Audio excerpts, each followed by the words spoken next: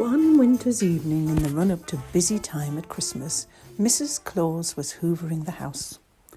She wanted everything tidy so that she could concentrate on sorting all the presents for the children. It had been snowing, but it was all dark, wet and slushy outside. "Out me way, May," she said to her pet reindeer who was getting under her feet. Mrs. Claus loved May with all her heart.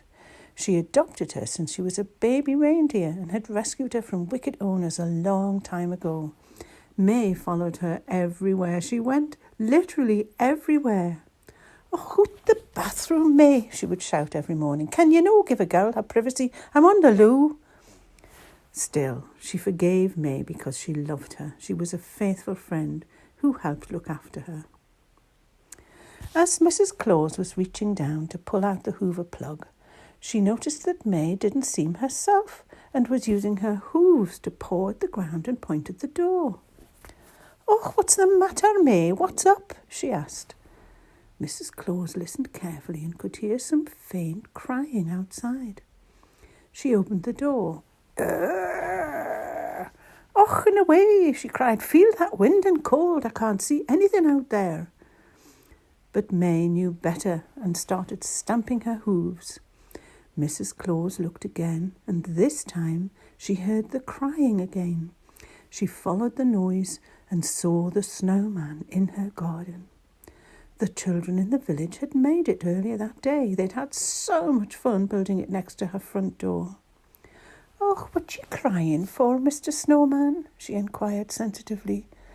May had followed her out and was quivering with sadness for her friend. "Oh, just look at me," wailed the snowman. "I'm starting to melt. I don't want to go yet. I was having so much fun with the children. It's too hot out here. It's making me turn into water and trickle away." Mr. Snowman broke his heart and sobbed and sobbed. Mrs. Claus put her arm around him, but then jumped back as she realised this was making him worse with her hot arms and body. "May and I will do something, we promise," she said in her most serious voice. "I'll call upon my best elf and see what we can do." She shivered, then went back into the house with May. She got onto the elf phone and cried, "Elf, elf, come on over. We need your help." Elf didn't answer for a moment, and then in a voice that Mrs. Claus didn't recognise, Elf stuttered out, "I'm so sorry, Mrs. Claus. I can't come. I've lost my elfness. I'm not my usual springy, happy, naughty self." Mrs. Claus cried, "Goodness gracious, what's happening to everyone? Don't you know this is my busiest time of the year? I need you all to help, not mope at home." "I'm stuck on the shelf," cried the elf. "The children thought it would be funny to hide me on the shelf, but I've hurt my ankle and can't get down. I'm like an imp with a limp now, and the children are laughing so much.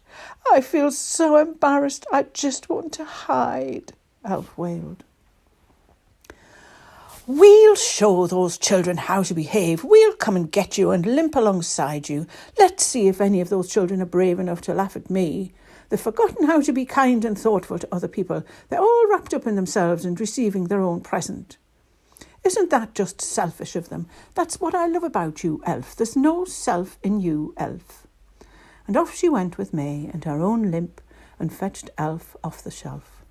The children just watched and peeked from behind their curtains, now worried about getting their own presents for Christmas from Mrs. Claus. "Thank you so much, Mrs. Claus and May. What would I have done without you, my friends?" said Elf. "Now how can I help you?" Mrs. Claus explained about the snowman outside and how quickly he was melting and disappearing.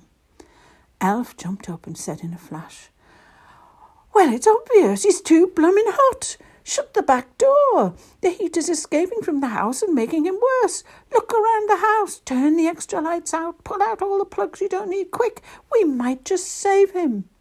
And that's what they did. They stopped the heat escaping out of the house, which was melting the snowman. Luckily, there was a big freeze that night, and he survived until the next day. "Thank you so much, my friends. You've made me so happy. "Let's have a chocolate pudding for breakfast to celebrate," cried the Snowman. Meanwhile, one by one, as the children got up that morning, they felt so bad about Elf that they brought little gifts to Mrs. Claus to give out to all the children in the world who don't have any. They all looked out into the garden. It had started to snow. "All's well that ends well, my friends," laughed Mrs. Claus. "Christmas is a time for love and peace.